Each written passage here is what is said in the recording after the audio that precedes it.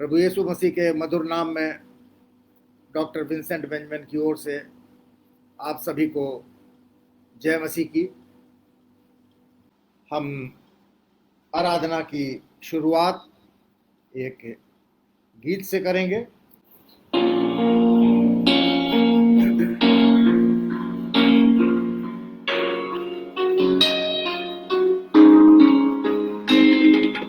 तूने किया मुझसे प्यार, कोई न था मददगार, तुझसे न देखा गया मेरे गुनाहों का भार। तूने किया मुझसे प्यार,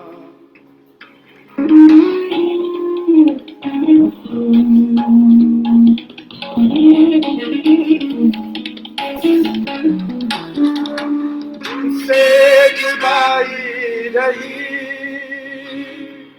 कोई खुशी ना मिली, क्यों मैंने माना नहीं दिल पर तेरा इख्तियार।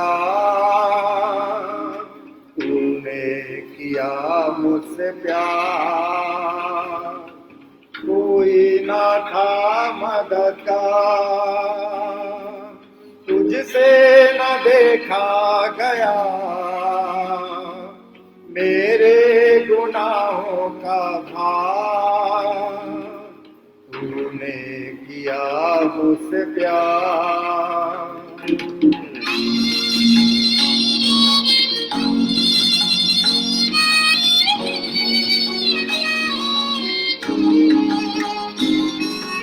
कैसी मोहब्बत तेरी मुझ पर जो जाहिर हुई, देवी नई जिंदगी बख्शे गुनाह बेशुमार। तूने किया मुझसे प्यार, कोई ना था मददगार, तुझसे न देखा गया मेरे गुनाहों का भार। तूने किया मुझसे प्यार,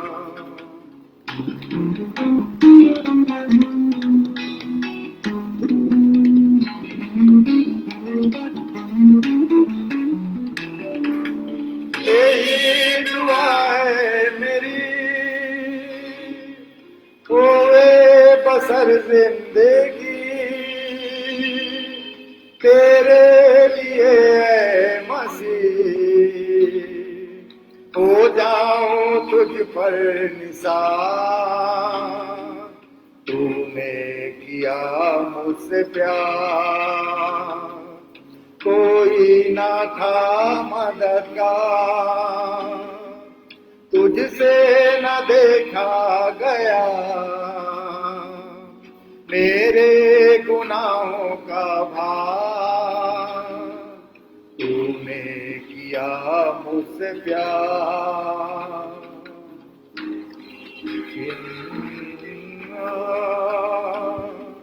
तुझसे न देखा गया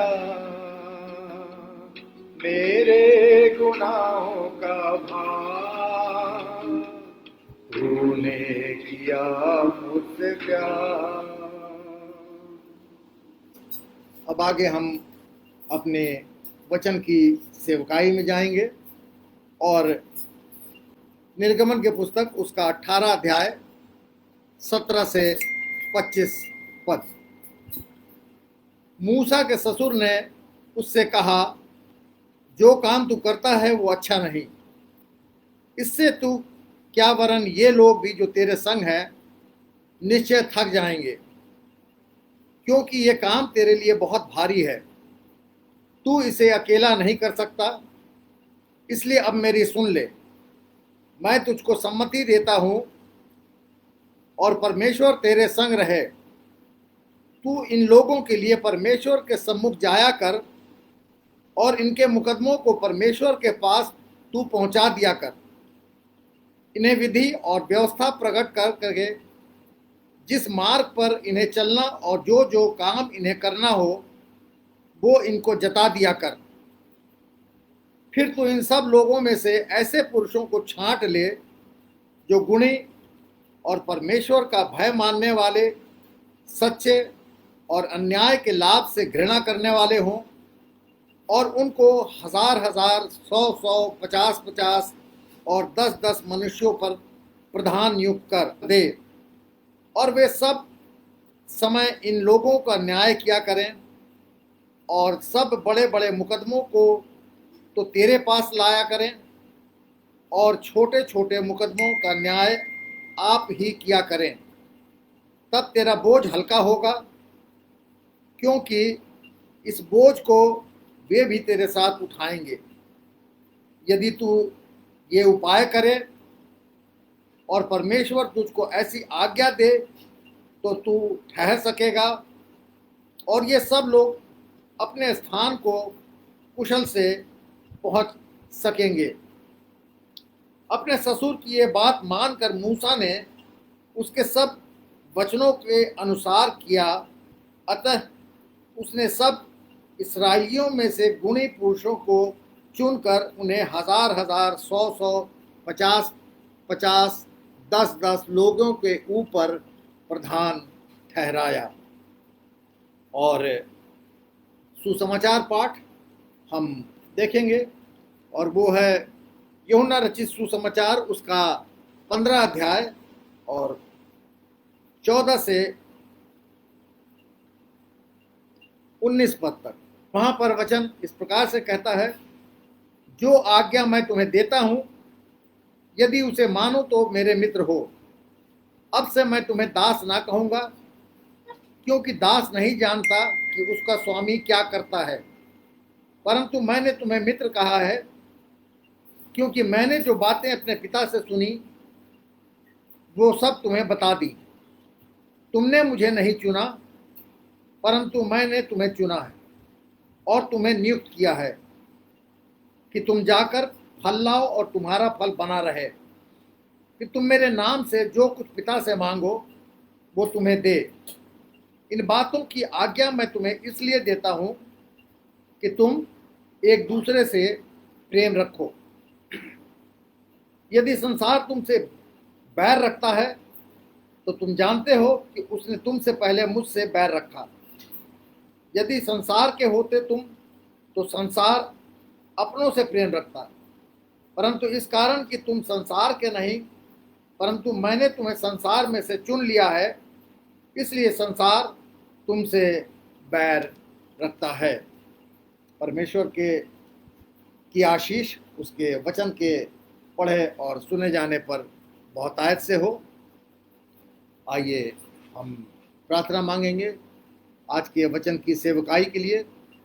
प्रभु जी, आज की इस सुंदर समय में, बेला में, जब आपने ये वचन हमारे सामने हमको दिया, तो हम चाहते हैं कि आप हमारे मन, मस्तिष्क, बुद्धि, ज्ञान को खोलिए, ताकि आपका वचन हमसे बातें करें प्रभु, कि हम सचमुच में जान जाएं कि आप हमसे क्या चाहते हैं, आपका वचन हमको क्या बताता है। हमारी जिंदगियों को अपने वचन के अनुरूप बनाइए, ताकि हम आपकी विधि और व्यवस्था पर चलने वाले बन सकें, और हर एक वो चुनाव जो सही हो, प्रभु यीशु मसीह आपके नज़दीक में रहते हुए सही ढंग से करने वाले हों। इस प्रार्थना को प्रभु यीशु मसीह के पवित्र मधुर नाम से मांगते हैं। इसको सुने और ग्रहण कर लें। आमीन। मेरे प्रियो, परमेश्वर का धन्यवाद हो आज के इस दिन के लिए, कि आज का वचन आपके साथ मिल करके शेयर किया जा सके, और परमेश्वर की बातें, वचन की बातें मैं आपके साथ शेयर कर सकूं। और आज की आराधना का विषय जो है वो है चुनाव, चुनाव, चुनाव। परमेश्वर की ओर से मुझे ये आगाही मिली कि समसामयिक विषयों पर जो आज के समय में है चुनाव, उस पर वचन क्या कहता है ये शेयर करना ज़्यादा मौजू होगा। मैंने 3 बार चुनाव चुनाव चुनाव शब्द का इस्तेमाल किया, और ये चुनाव, पहला चुनाव वो है जो हम अपने देश में, अपने राज्य में या अपने चर्च में कमिटीज़ के लिए करते हैं, जो पुराने नियम को पढ़ने के बाद हमारी बात समझ में आई होगी। मैं आगे और उसके संबंध में विस्तार से आपको बताऊंगा।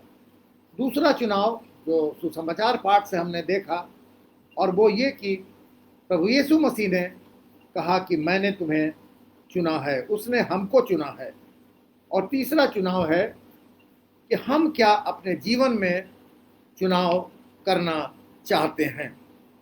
मेरे प्रियो, ये चुनाव हमारे देश में लोकसभा के चुनाव तो पहले हो चुके, पिछले साल अप्रैल से लेकर के मई महीने तक, और अब राज्यों के चुनाव शुरू हो गए हैं। और जैसा कि हम सब जानते हैं कि ये बहुत सामान्य ज्ञान की बातें मैं आपके साथ शेयर कर रहा हूँ कि हमारे देश में 28 राज्य हैं और 8 यूनियन टेरिटरीज हैं, और अब राज्यों के चुनाव एक एक करके हो रहे हैं। 28 अक्टूबर से बिहार का चुनाव है, उसके बाद फिर आगामी माहों में बंगाल और अलग अलग राज्यों के चुनाव होंगे। ये सारे संसार में चुनाव या पार्लियामेंट या चर्च की कमेटी का गठन जो है, ये बाइबल में बताए हुए उसके आधार पर बनाई गई एक रूप रेखा के आधार पर सब निर्धारित किया गया है। जैसा कि अभी हमने सुना, मूसा को उसके ससुर ने निर्गमन की पुस्तक उसके 18 अध्याय के 17 से 25 पद में उसको शिक्षा दी, और वो बात बताई। यत्रो जो है वो मिदियान का याजक है, और उसकी बेटी सिपोरा मूसा की पत्नी है, और उनके 2 बच्चे गर्शोम और एलियाजर। और जब मूसा इस्राएलियों को फिरौन की गुलामी से छुड़ा करके मिस्र की गुलामी से बाहर ला रहा था, तो जैसा कि हम भी इस समय अपने practical day to day life में करते हैं कि जब हम देखते हैं कि हमको घर में कोई किसी किस्म की परेशानी होती है, तो हम अपनी पत्नी और बच्चों को उसके मायके भेज देते हैं। और मूसा ने भी अपनी पत्नी और अपने बच्चों को उसके मायके, उसके पिता के यहाँ, यित्रो के यहाँ भेज दिया।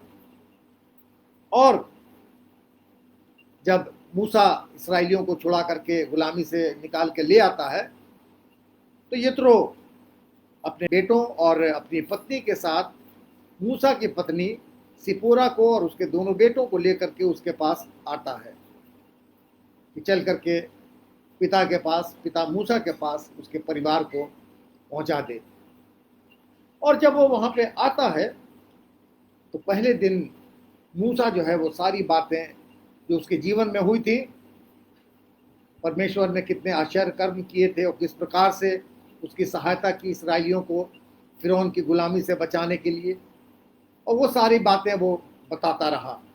और फिर लोगों ने साथ में बैठ कर के भोजन किया, आनंद मनाया, और फिर पहला दिन बीत गया। और दूसरे दिन जब सुबह का समय था और यित्रो जो था वो उठता है और बाहर निकलता है घर से, तो देखता है कि मूसा जो है वो इस्राएलियों का, यहूदियों का न्याय करने के लिए सुबह से बैठा हुआ है, और हजारों इस्राएलियों ने उसको घेर रखा है अपने अपने मुकदमे लेकर के, और वो उससे बार बार अपने अपने मुकदमों की गुहार लगा रहे हैं, और वो सबका फैसला सुना रहा है। और जब इस प्रकार से मुकदमा सुनते सुनते, फैसला करते करते मूसा को शाम हो जाती है और भीड़ लगी रहती है, तब यित्रो जो है वो मूसा को समझाता है कि प्रैक्टिकल तरीके से, व्यवहारिक दृष्टि से ये संभव नहीं है कि तू अकेला जो है इन लाखों इसराइलियों का न्याय कर सके। जैसा कि निर्गमन के पुस्तक उसके 18 अध्याय के 25 पद में लिखा हुआ है। तो यित्रो उसको सम्मति देता है, सजेशन देता है कि तू गुणी पुरुषों को, जो तेरे लोग हैं उनमें से चुन चुन करके हजार हजार, 100 100 और 50 50 और 10 10 लोगों के ऊपर एक एक आदमी को, व्यक्ति को प्रधान बना करके ठहरा। ठीक वैसे ही जैसे आज के दौर में लोकसभा, राज्यसभा, विधानसभा, विधान परिषद, नगर पालिका, ग्राम पंचायत आदि संस्थाओं का, हमारे चर्च के पास्टरेट कमेटी का गठन जनसंख्या के आधार पे और राज्यों के आधार पे किया जाता है। जो देश विदेश में जहाँ कहीं भी चुनाव होते हैं, अभी कुछ दिनों में ही नवंबर महीने में अमेरिका में भी चुनाव होने वाले हैं, तो वचन कहता है कि परमेश्वर के नज़दीक रह करके चुनाव संपन्न कराए जाएं।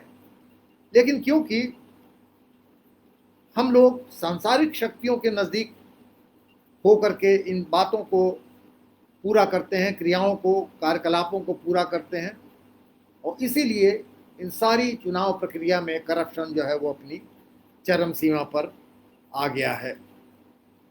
निर्गमन के पुस्तक उसके 18 अध्याय के 19 और 20 पद में यित्रो ने मूसा को सम्मति दी कि परमेश्वर तेरे संग रहे और अपने लोगों को विधि और व्यवस्था यानी कायदा कानून बता दे, ताकि वो सही मार्ग पे चलना सीख जाएं, ताकि इन्हें ये पता हो कि क्या क्या उन्हें करना है और क्या नहीं करना है, यानी डूज एंड डोंट्स। ये अपने लोगों को, वहाँ की आवाम को, जनता को बताने के लिए यित्रो मूसा को, अपने दामाद को ये सलाह देता है। और सबसे बड़ी सलाह ये है कि ज़रूरी है कि सही लोगों के चुनाव के लिए परमेश्वर की संगति और उसकी गाइडेंस सबसे ज़्यादा ज़रूरी है। लेकिन ऐसे अवसर पे हम परमेश्वर की संगति से दूर हो करके दुनियावी तौर तरीकों में, सांसारिक तौर तरीकों में व्यस्त हो जाते हैं, और इसीलिए सही व्यक्तियों का चुनाव नहीं हो पाता।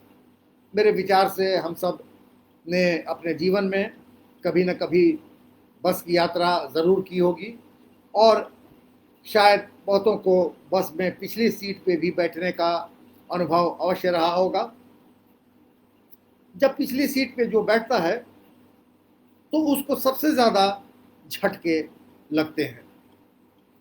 तो पूरे रास्ते जहाँ भी उबड़ खाबड़ आता है या स्पीड ब्रेकर्स होते हैं तो वो व्यक्ति उछल जाता है। पीछे बैठा हुआ व्यक्ति, बस सबके लिए एक ही है, ड्राइवर भी सबके लिए एक ही है, और गाड़ी की स्पीड जो है वो भी सब यात्रियों के लिए एक ही है। लेकिन पीछे बैठा हुआ व्यक्ति सबसे ज़्यादा झटके खाता है, और उसकी वजह क्या है कि वो ड्राइवर से सबसे ज़्यादा दूर रहता है। ठीक उसी तरीके से जैसे हम अपनी जीवन की सांसारिक यात्रा में अपने परमपिता परमेश्वर से, प्रभु यीशु मसीह से, जो सृष्टि का चलाने वाला है, दूर हो जाते हैं, तो हमारे जीवन में भी उसी प्रकार के झटके आते रहते हैं, लगते हैं हमें, और जितना हम दूर होंगे उतने ही झटके हमको लगेंगे। हमारी ज़िंदगी कभी भी बिना झटके के, विदाउट जर्क्स नहीं चल पाएगी। तो आवश्यक है मेरे प्रियो कि चाहे वो कोई भी चुनाव हो, परमेश्वर हमारे संग रहे, ताकि वही लोग चुने जाएं जो पहली बात सक्षम हो यानी डिजर्विंग हो, दूसरी बात गॉड फियरिंग हो, जो ईश्वर का भय मानने वाले हों। तीसरी चीज़, ट्रूथफुल एवं कमिटेड हो, यानी सत्यवादी और वचनबद्ध हों। और चौथी बात, बेईमानी और लालच, डिसऑनेस्टी और ग्रीड से दूर रहने वाले हों। तो प्रतिनिधियों की नियुक्ति, इसके संबंध में अगर हम और विस्तार से देखना चाहें तो हम व्यवस्था विवरण उसके पहले अध्याय के 9 से 18 पद को अगर हम पढ़ते हैं तो वहाँ पे हम और डिटेल में सारी बातें जो यहाँ आपको बताई गई वो हम पाते हैं। तो ज़रूरी है कि हम जब भी कोई चुनाव करने जाते हैं, चाहे वो हमारे देश का हो, राज्य का हो, हमारे चर्च का हो, जब हम अपने जनप्रतिनिधियों का या प्रतिनिधियों का चुनाव करने जाते हैं तो हमको प्रार्थना में परमेश्वर की नज़दीकी में रह करके चुनाव करना चाहिए, ताकि जैसा कि डैनियल नबी की पुस्तक उसके दूसरे अध्याय की 21 पद में वचन कहता है, समयों और ऋतुओं को वही बदलता है, राजाओं का अस्त और उदय भी वही करता है, बुद्धिमानों को बुद्धि और समझ वालों को समझ भी वही देता है। तो राजाओं का अस्त और उदय भी परमेश्वर ही करता है। अगर हम परमेश्वर के नज़दीक होकर के चलते हैं और चुनाव करते हैं तो हम पाते हैं कि जो व्यक्ति जैसा जिसको परमेश्वर चाहता है, जिस राजा को बैठाना गद्दी पे, जिसको उतारना, उसके सूरज को वो उदय करता है या उसका अस्त करता है। और इसके लिए ज़रूरी है कि हम प्रार्थना में लगे रहें।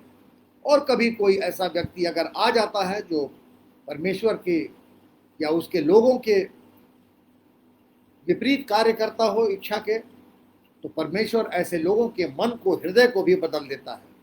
चाहे कोई कितना भी कठोर हो, उसकी कठोरता को वो दयालुता में बदल देता है और वो व्यक्ति, वो राजा जो है वो दयालु और नम्र हो जाता है। जैसा कि वचन कहता है, नीति वचन उसके 21 अध्याय के पहले पद में, कि राजाओं का मन नालियों के जल के समान यहोवा के हाथ में रहता है, जिधर वो चाहता है उधर उसको मोड़ देता है। तो राजाओं का मन जो है वो नालियों के जल के समान है। वो नाली जिसमें से जल, खेतों में हमने देखी होगी, जो क्यारी बनी होती है नालियाँ, उसमें से पानी डाला जाता है खेतों में और उनके थ्रू जाता है, और जिधर को वो उसकी कटान बना दी जाती है उस तरफ को पानी जाने लगता है।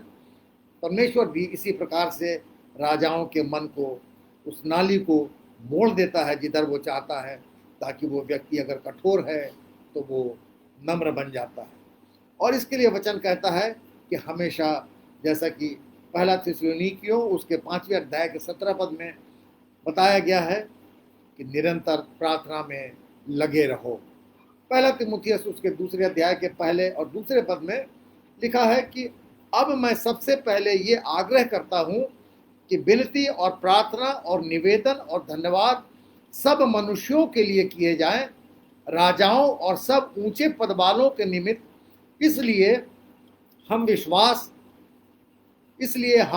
विश्राम और चैन के साथ सारी भक्ति और गंभीरता से जीवन बिताएं।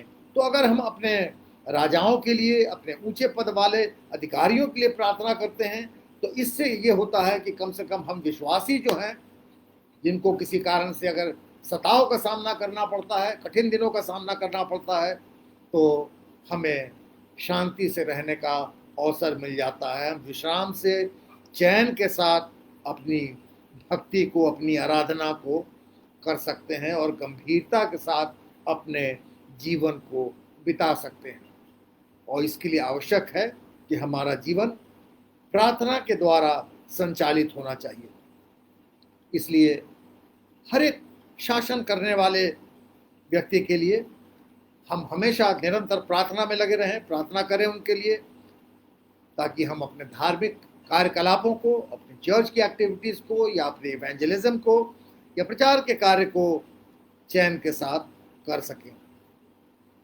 अगर हम पहला पतरस उसके दूसरे अध्याय के 13 और 15 पद को देखें तो वहाँ पे पाते हैं कि वचन कहता है कि राजा के अधीन रहो, हाकिमों के भी अधीन रहो, क्योंकि उन्हें दंडित और पुरस्कृत करने का अधिकार है। 15वां पद में वचन कहता है, क्योंकि परमेश्वर की इच्छा यह है कि तुम भले काम करने के द्वारा निर्बुद्धि लोगों की अज्ञानता की बातें बंद कर दो।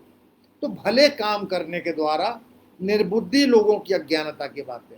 तमाम मसीही स्कूल और अस्पताल हैं और हम मसीहियों पर इस बात का आरोप लगाया जाता है कि हम लालच और इस प्रकार का लोभ देकर के धर्मांतरण करते हैं, जबकि ऐसा बिल्कुल भी नहीं है। मसीही लोग ना तो इतने धनवान होते हैं, जबकि आप देखेंगे कि मसीही युवा जो हैं सबसे ज़्यादा बेरोजगार हैं, और डरा धमका करके धर्मांतरण करने का कोई प्रश्न ही नहीं होता है, क्योंकि हमारे देश में मसीहियों की संख्या ज़्यादा से ज़्यादा 2.5-3% होगी, प्रतिशत होगी। तो क्या 3 व्यक्ति मिलकर 100 व्यक्तियों को डरा धमका सकते हैं? क्या ये संभव है? क्या कोई व्यक्ति ये कह सकता है कि वो कभी मसीही स्कूल में पढ़ने गया हो? एक मसीही स्कूल में हार्डली 2, 3, 4, 5 क्रिश्चियन बच्चे रहते हैं, मसीही बच्चे पढ़ते हों, बाकी सारे गैर मसीही होते हैं। मसीही अस्पतालों में सारा इलाज जो है अधिकांश वो गैर मसीहियों का होता है। कोई कह सकता है कि उनको वहाँ पे प्रभु यीशु मसीह को अपनाने के लिए कहा गया हो? लेकिन फिर भी हमारे ऊपर ज़बरदस्ती की ये आरोप लगाए जाते हैं और बहसबाजी हमसे करते हैं लोग। तो ऐसे लोगों के साथ अवॉइड करना चाहिए। मसीही संस्थाएं हमेशा उच्च स्तर की होती हैं, काम करती हैं। अभी आपने पढ़ा होगा, सुना होगा न्यूज़ में कि हमारे इस कोरोना काल में सबसे बेस्ट सेवा करने वाले हॉस्पिटल में क्रिश्चियन मेडिकल कॉलेज वेलोर का नाम आया कि सबसे अच्छी सेवकाई वहाँ पे मरीजों की देखभाल क्रिश्चियन मेडिकल कॉलेज वेलोर में की गई।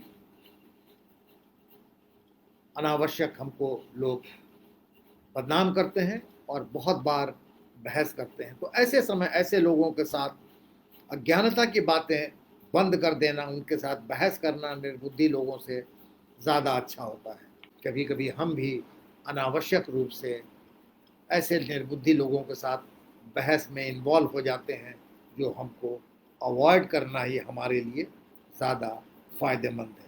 तो इस प्रकार के बहस को हमेशा अवॉइड करिए, उसमें कभी भी मत फंसिए। और मूर्खों के साथ बहस करने के बजाय अगर हम समझते हैं कि कोई शासक या कोई ऐसा व्यक्ति हमारा उच्चाधिकारी वचन के विपरीत कार्य कर रहा है, तो उसकी हाँ में हाँ भी नहीं मिलानी है। ये भी नहीं कि बहुत से लोग अपने व्यक्तिगत स्वार्थ के लिए ये सोचते हुए, जानते हुए कि हमारा अधिकारी जो है, हमारा राजा जो है, वो हमारे समाज के विपरीत कार्य कर रहा है, फिर भी हम उसकी हाँ में हाँ मिलाते हैं। तो ऐसा नहीं करना। अगर कोई बात गलत है तो हमको ज़रूर उसको टोकना है, वो बात उसके सामने, उच्च अधिकारी के सामने, राजा के सामने लाना है, क्योंकि वचन यही बात हमको सिखाता है। इफिसियों की पुस्तक उसके 5वें अध्याय के 11 पद में लिखा है, अंधकार के निष्फल कामों में सहभागी ना हो, वरन उन पर उलाहना दो। उलाहना दो मतलब एक्सपोज करो, उनको बताओ, खोलो कि ये बात सही नहीं है, ये बात गलत है। और चाहे कितनी भी विपरीत परिस्थितियां हों, हमको इसकी चिंता नहीं करनी है, बल्कि इसके स्थान पे हमको निरंतर प्रार्थना में लगे रहना है। क्योंकि वचन कहता है फिलिपियों के पुस्तक उसके 4 अध्याय के 6 पद में कि किसी भी बात की चिंता मत करो, परंतु हर एक बात में तुम्हारे निवेदन प्रार्थना और विनती के द्वारा परमेश्वर के साथ, परमेश्वर के सम्मुख उपस्थित किए जाएं। तो मेरे प्रियो, प्रार्थना में बहुत शक्ति है जो असंभव को संभव कर सकती है। सिर्फ प्रार्थना पूरे विश्वास से की जानी चाहिए, चाहे वो प्रार्थना किसी भी रूप में की गई हो। ग्राहम स्टेन्स के बारे में हम जानते हैं कि किस प्रकार से दारा सिंह के द्वारा कुछ लोगों के उत्साह में आकर के उनको और उनके 2 बच्चों के साथ जिंदा गाड़ी में जला दिया गया रात के समय में। और फिर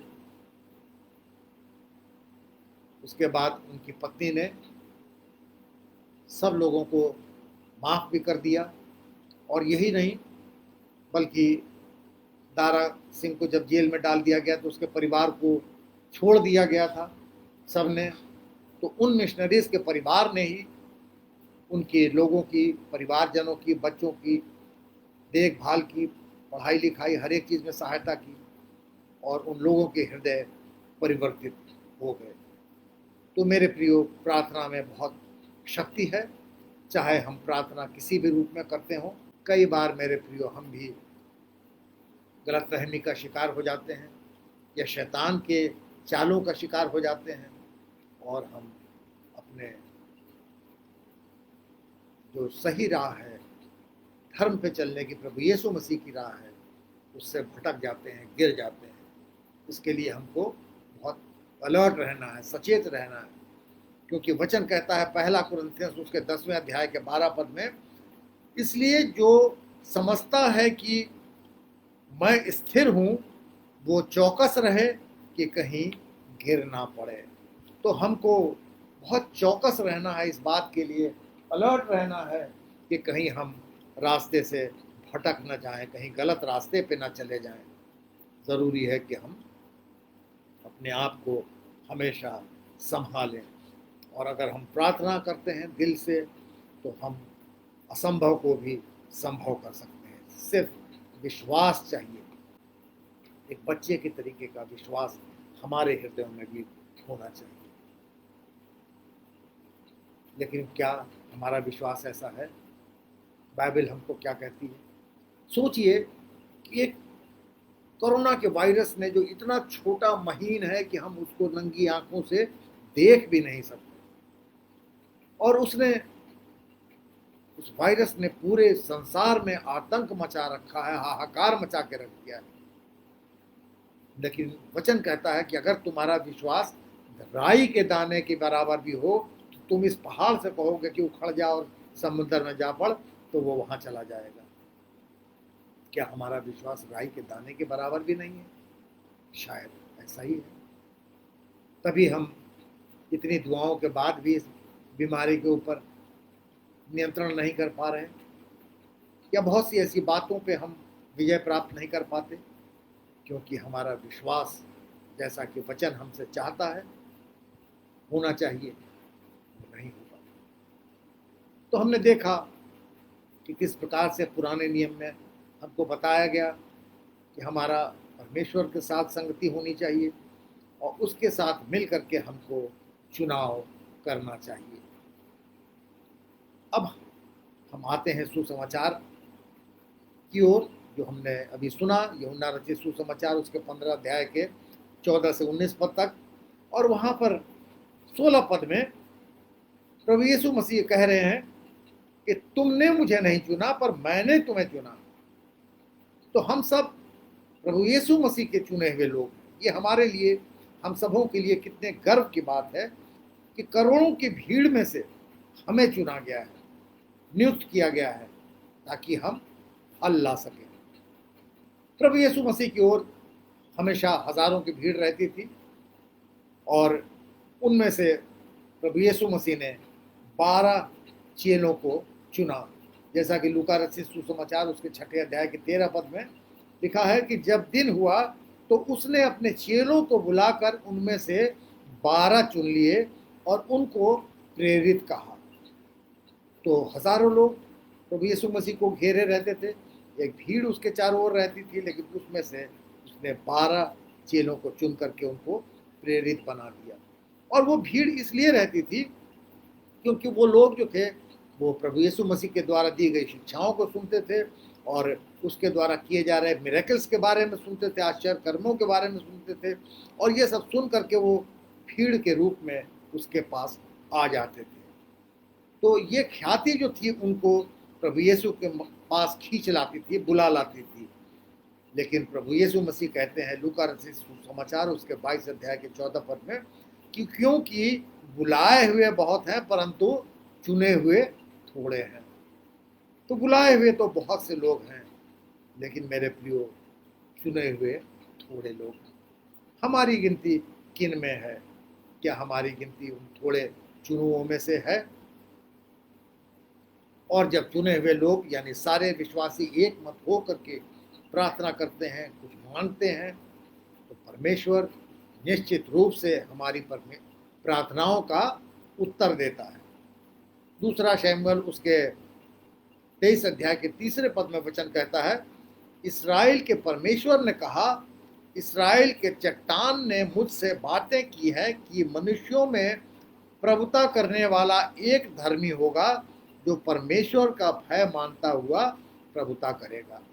तो अगर हम परमेश्वर से एक चित होकर के लौ लगा करके विश्वास के साथ प्रार्थना करते हैं, तो परमेश्वर हमारे सामने एक ऐसा धर्मी पुरुष देता है जो हमारे ऊपर वो प्रभुता करने वाला होता है। और इसके लिए हरेक हमें जो भी हमारे ऊपर राजा है, अधिकारी है, हमको उसके अधीन रहना है, क्योंकि कोई भी अधिकारी ऐसा नहीं है जो परमेश्वर की ओर से ना हो, जैसा कि रोमियो की पुस्तक उसके 13 अध्याय के पहले पद में वचन ने हमको बताया है। हर एक राजा की और अधिकारी की नियुक्ति परमेश्वर की ओर से ही होती है, तो हमको उनके अधीन रहना है, उनको हमको मान सम्मान देना है। इस समय हम सब जानते हैं कि हम एवरीडे हर दिन आखिर के दिनों की ओर बढ़ रहे हैं। एवरीडे रोज़ हमारे सामने कोई ना कोई ऐसी बात होती है, ऐसे ऐसे चिन्ह आते हैं जिससे हम समझ जाते हैं कि अब कभी भी सृष्टि का अंत हो सकता है, प्रभु यीशु मसीह दोबारा कभी भी आ सकते हैं। और ऐसे समय के लिए एक विश्वासी को हमेशा तैयार रहना है, हमें हमेशा तैयार रहना है। एक चुने हुए व्यक्ति होने के कारण, चुने हुए लोग हैं, उन्हीं के कारण ये जो पीरियड है, ये ड्यूरेशन है, ये कम किया गया है। सताने का काम जो है ये कम किया गया है, और यानी ग्रेस पीरियड को और बढ़ाया गया है ताकि और ज़्यादा से ज़्यादा लोगों को प्राण बचाने का और नरक में जाने से बचने का अवसर मिल सके।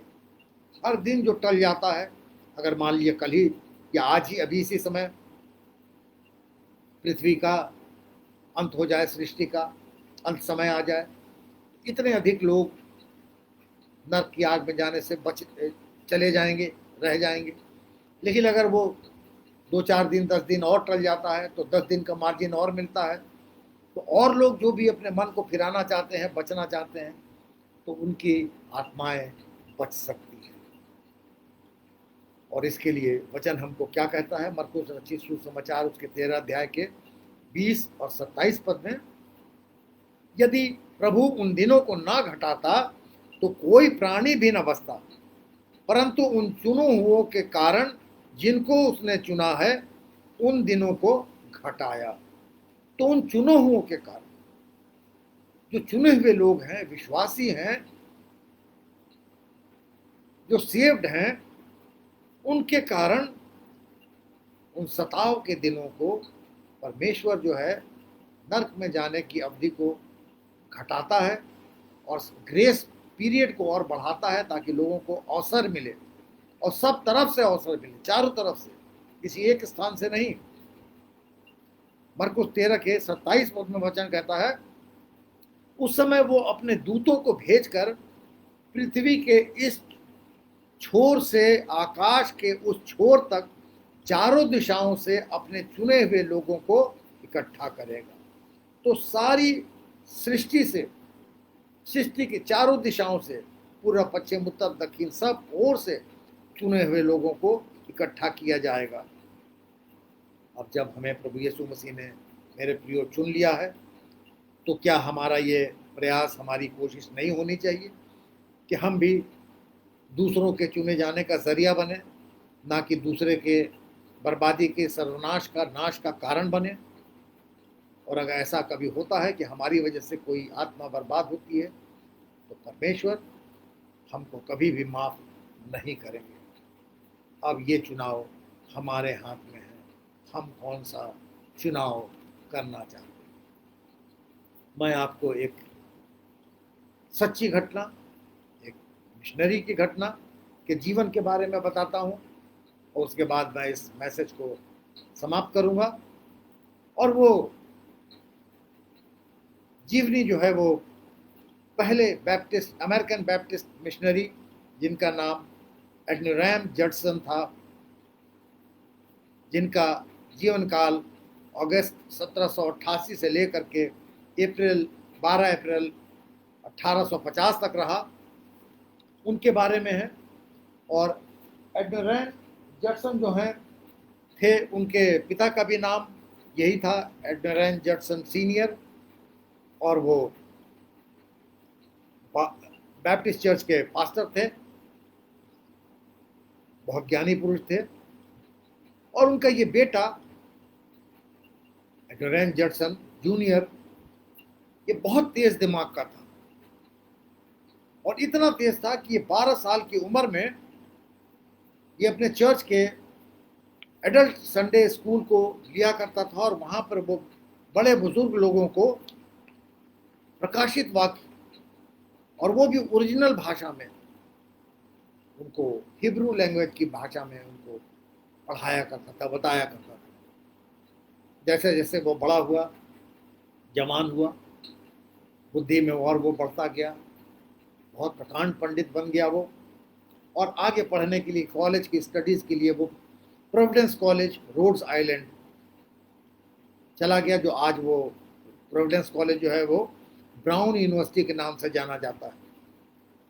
और जब वो कॉलेज में पहुंच गया तो वो सोचने लगा कि वो तो परमेश्वर से भी ज़्यादा ब्रिलियंट है, होशियार है, और वो इतने तर्कों से अपने लोगों को लाजवाब कर देता था, लोग उसकी बात का उत्तर नहीं दे पाते थे, तो लोग उससे बात करने में घबराते थे, और ये उसकी सबसे बड़ी भूल थी। और वहाँ पे जो मसीही स्टूडेंट्स थे वो बहुत उससे डरते थे, कतराते थे कि पता नहीं कब वो अपनी बातों में उनको फंसा करके इस तरीके से उनको कन्विंस करता था, एंटी क्राइस्ट बातें बताता था, अपनी बातों से उनको यीशु मसीह के विरुद्ध विश्वास करने के लिए कायल कर देता था। तो लोग उसको देख करके कन्नी काटते थे। और उस एडनिराम जडसन का रूममेट जो था, एक लड़का था, उसका नाम था जेकब एम्स, और जेकब एम्स जो था वो बिलीवर था, और दोनों में रोज़ इस बात को लेकर के बहस हो जाती थी, प्रभु यीशु मसीह के जीवन को लेकर के और शिक्षाओं को लेकर के, और जडसन के द्वारा अपनी नास्तिक गतिविधियों या अपनी विचारधारा या इन सब बातों को लेकर के उनके बारे में दोनों में बहस होती थी। और धीरे धीरे करते करते जडसन ने जेकब एम्स को की बुद्धि को भ्रष्ट कर दिया, और जेकब एम्स जो था वो शैतान की चंगुल में फंस गया और पूरी तरीके से वो नास्तिक हो गया। उसने प्रभु यीशु मसीह का इनकार कर दिया। और जब वो कॉलेज से ग्रेजुएशन कंप्लीट करके निकला तो वो बड़े गर्व से कहा करता था कि मैं एथीस्ट हूँ, नास्तिक हूँ, और इसका पूरा क्रेडिट वो जडसन को दिया करता था। जडसन के माँ बाप जो थे वो भी बड़े दुखी थे, और वो सोचते थे कि किस प्रकार से उनका बच्चा बर्बाद हो गया, एक मसीही जीवन उसका ख़त्म हो गया। वो उसके लिए प्रार्थना किया करते थे, और उसके जो फैकल्टी थे, कॉलेज के लोग, शिक्षक, प्रोफेसर, वो भी उसके बारे में हमेशा चिंतित रहते थे कि ये आखिर जा कर के दुनिया में क्या करेगा। जडसन जो था वो थिएटर करना चाहता था, एक्टर बनना चाहता था, और एक बार वो अपनी थिएटर की ट्रेनिंग करने के लिए इंटरव्यू देने वो न्यूयॉर्क गया, और न्यूयॉर्क से जब वो लौट रहा था बॉस्टन रास्ते में पड़ा, और शाम का समय हो गया था, बहुत लंबा रास्ता था। उस समय कोई कार या गाड़ी वगैरह तो थी नहीं, तो घोड़े पर सवारी करके चला आ रहा था। तो घोड़े पर बैठे बैठे वो थक चुका था, तो एक सराय में गया, और वहाँ जा करके वो इतना थका हुआ था तो उसने वहाँ के मैनेजर से एक रूम मांगा, मैनेजर ने अपनी असमर्थता जताई कि सारे रूम भरे हुए हैं और वो रूम उसको नहीं दे सकता है। तो जैक्सन कहने लगा कि आप कृपया करके उसको एक रूम किसी भी हालत में दे दें, और अगर रूम नहीं दे सकते तो उसको इतनी परमिशन दे दें कि वहीं हॉल में जो एक सोफ़ा पड़ा हुआ है वो उसी पर सो जाए, क्योंकि वो इतना थका हुआ है कि अब वो एक कदम भी नहीं चल सकता, वो गिरा जा रहा है। तो बहुत जब मिन्नत उसने की तो मैनेजर ने उससे यही कहा कि देखिए, एक बहुत छोटा रूम हमारे पास है, लेकिन उस रूम से सटा हुआ एक रूम है, उसमें एक बहुत गंभीर रूप से बीमार आदमी है जो बहुत तकलीफ में है और बहुत बुरी तरीके से वो चिल्ला रहा है, जैसे उसका कोई गला काट रहा है। वो इतने दर्द से करा रहा है, तड़प रहा है। तो आप उस रूम में रह नहीं पाएंगे, क्योंकि उसके शोर से, उसकी आवाज़ से, उसकी कराह सुन करके आप बहुत डिस्टर्ब हो जाएंगे। लेकिन जटसन ने कहा कि कोई बात नहीं, आप मुझे वही रूम दे दें, मैं उसी में जैसे भी होगा मैनेज कर लूँगा, और मुझे मेहरबानी से जल्दी वो रूम में जाने दें। जब उस रूम में वो पहुंचा तो वहाँ उतनी आवाज़ सुन करके, कराहट और चिल्लाहट, बहुत घबराया वो, उसकी नींद नहीं आ रही थी, वो बिस्तर पर लेटे लेटे करवट बदल रहा था, और धीरे धीरे उस व्यक्ति की जो बगल के रूम से चिल्लाने की आवाज़ आ रही थी वो थोड़ी धीमी हुई। दवाओं खाने के बाद तो फिर जटसन को भी नींद आ गई, वो सो गया। और सब सुबह जब हुई तो वो जल्दी से उठा, क्योंकि उसको आगे यात्रा करनी थी, तो वो जल्दी से निकल के अपना सामान वामान पैक करके काउंटर पे आया, और मैनेजर से ऐसे ही पूछने लगा अपना, जब पेमेंट वगैरह कर रहा था तो कहने लगा कि क्या वो व्यक्ति ठीक हो गया, क्योंकि अब तो उसकी आवाज़ नहीं आ रही है, क्या वो सो गया। तो मैनेजर ने उसको कहा, सॉरी सर, उस व्यक्ति की मृत्यु हो गई। तो जटसन ने ऐसे ही जिज्ञासावश उससे पूछा कि ऐसे अगर होटल के अंदर किसी व्यक्ति की मृत्यु हो जाती है तो आप लोग क्या करते हैं, इस बारे में, उसकी आइडेंटिटी जानने के बारे में कि व्यक्ति कहाँ का है, कहाँ से आया है, क्योंकि आजकल तो होटल में आईडी प्रूफ मांगते हैं, आधार कार्ड और वगैरह वगैरह डॉक्यूमेंट जमा कराते हैं। पहले शायद पता नहीं इस तरीके की व्यवस्था ना हो। तो उस मैनेजर ने बताया कि जी हाँ, आप सही बता रहे हैं, हम लोग को बड़ी परेशानी होती है कि अगर कोई व्यक्ति इस तरीके से कोई हादसा हो जाए तो, और इस व्यक्ति के भी साथ ऐसे ही हुआ। और फिर हमने इसकी सामान की तलाशी ली, और जब इसके अटैची को खोल करके उसमें बैग को उसमें देखा तो पाया, नाम तो इसका हमको मालूम था कि उसका नाम जेकब एम्स है, और ये एक बहुत बड़ा स्कॉलर था, क्योंकि उसमें हमको उसके बैग में एक सर्टिफिकेट मिला कि ये प्रूडेंस कॉलेज रोड्स आइलैंड से, वहाँ से इसने ऑनर्स ग्रेजुएट कर करके वहाँ से निकला था। ये उस व्यक्ति का नाम जेकब एम्स था, जो बिल्कुल अकेला तड़प तड़प करके मर गया। और ये सुनते ही जटसन एकदम सख्ते में आ गया, और उसने मैनेजर से एकदम से पूछा कि आपने क्या नाम बताया, फिर से ज़रा वो नाम दोहराइए। तो मैनेजर ने कहा जेकब एम्स, और जटसन बिल्कुल सन्नाटे में आ गया, और उसने तुरंत काउंटर पे पेमेंट किया और वहाँ से वापस अपने रास्ते को चल दिया। और जब वो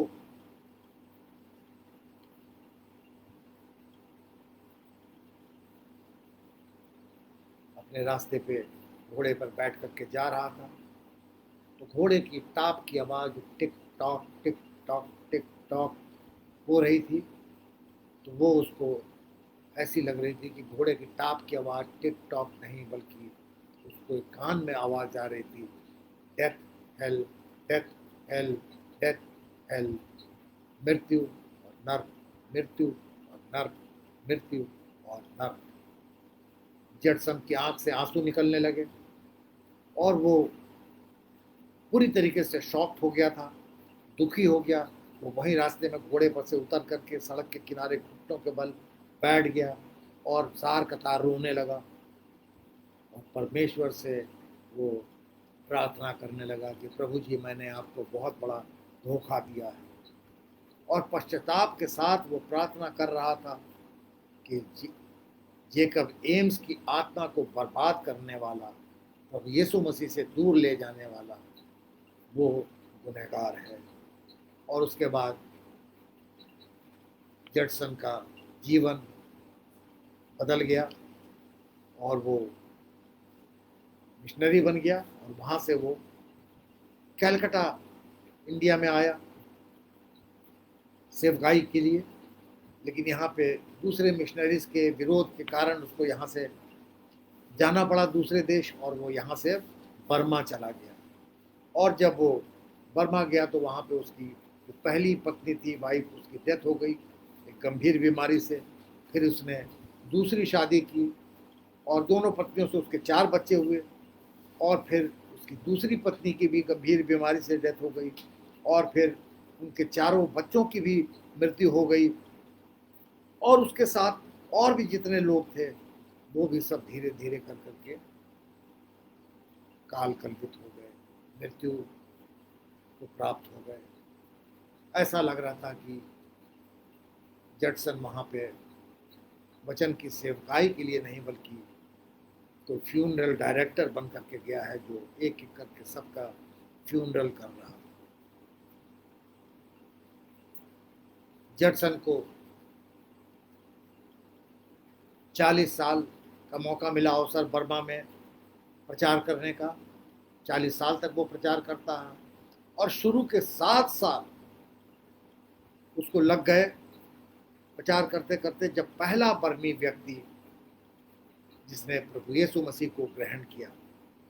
और फिर बर्मा सरकार ने जडसन को जेल में डाल दिया, और वहाँ पे जडसन 17 साल तक कैद रहा। और फिर जब बर्मा की सरकार को लगा कि जडसन अब मर जाएगा, क्योंकि उसको भी वो गंभीर बीमारी हो गई है, तो उसको एक शिप में बैठा करके उसको डिपोर्ट कर दिया गया, वापस अमेरिका भेज दिया गया कि जाओ अपने देश। और जडसन जब जहाज में जा रहा था तो उसकी शिप में ही मृत्यु हो गई।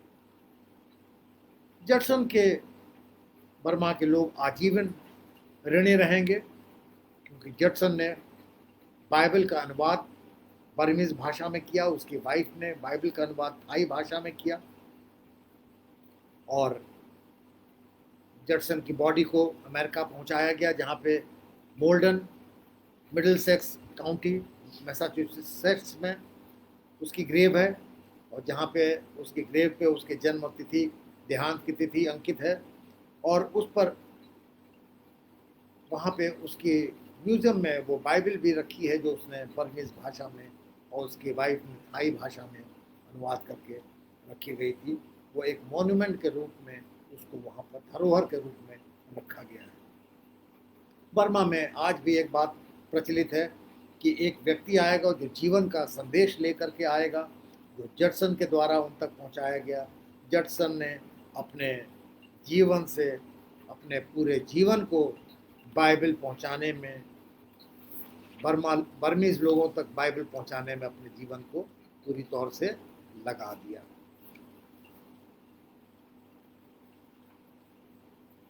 Death, hello, death, hello, death, hello, मृत्यु, नर्क, मृत्यु, नर्क, मृत्यु, नर्क। जब तक मेरे प्रियो हम ये रियलाइज नहीं करेंगे, ये महसूस नहीं करेंगे कि यीशु के बिना जीवन नष्ट हो जाता है, बर्बाद हो जाता है, जब तक हम उस बोझ को नहीं महसूस करेंगे, समझेंगे नहीं, उस पर्सनली उस प्रेशर को, उस व्यक्तिगत रूप से उस दबाव को महसूस नहीं करेंगे, तो इसके लिए हमको ज़रूरी है कि हम परमेश्वर से, प्रभु से सहायता मांगें कि हम उस बोझ को, उस पैशन को, उस प्रेशर को हम महसूस कर सकें। मेरे प्रियो, अब हमारे हाथ में है, ये चुनाव हमको करना है कि हम कैसे चेले बनना चाहते हैं। उस जडसन की तरह जिसने एम्स को यीशु के पास जाने से रोका था, या उस जडसन की तरह जिसने अपना जीवन असंख्य बर्मीज को यीशु के पास आने में लगा दिया। परमेश्वर आप सबों को बहुत आयत की आशीष दे। आइए हम सब प्रार्थना मांगें।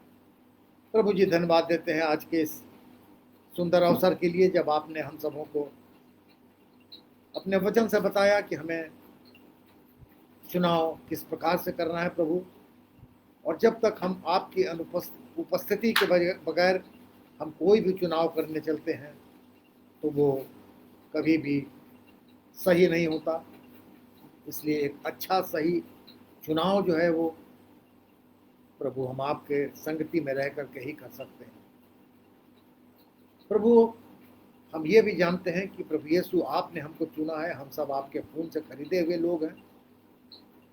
तो हमारा मार्गदर्शन करिए, हमारी सहायता करिए, ताकि हम इस सही चुनाव हमेशा करने के लिए, उस प्रेशर को महसूस करने के लिए, उस पैशन के लिए हमेशा तैयार रहें। हमारी सहायता करिए प्रभु, हमारी विनती को सुनिए, ग्रहण करिए, हमारे विश्वास को मजबूत करिए, ताकि ऐसे समय में जबकि इतनी बड़ी विपदा महामारी जिसने पूरे संसार को, विश्व को घेर रखा है, प्रभु सृष्टि की रक्षा करिए, लोगों को बचाइए प्रभु। जो बीमार हैं उनको चंगाई दीजिए। उन लोगों के लिए विनती करते हैं प्रभु जो बीमारों की सेवा कर रहे हैं, medical staff, non medical staff, administrative staff और जितने भी लोग हैं प्रभु, सबों की सुरक्षा करिए।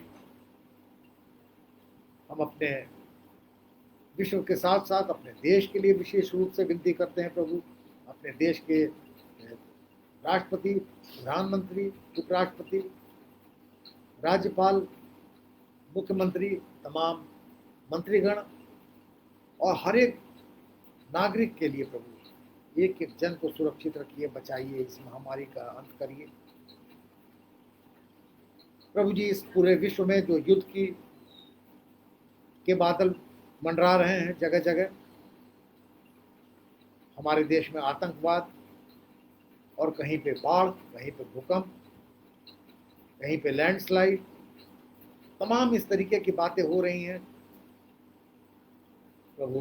इस प्राकृतिक आपदा को रोकिए और अपने लोगों की सुरक्षा करिए प्रभु, सबों को बचाइए। जाने अनजाने हमसे जो कुछ भी भूल हुई हो प्रभु, उसके लिए हम आपसे क्षमा मांगते हैं। हर एक विश्वासी की मदद करिए, सहायता करिए और एक एक जन को प्रभु यीशु मसीह आपके लहू में छुपा करके सुरक्षित करते हैं। इस प्रार्थना को प्रभु यीशु मसीह के पवित्र और मधुर नाम से मांगते हैं, सुने और ग्रहण कर लें। आमीन। जय मसीह, जय मसीह।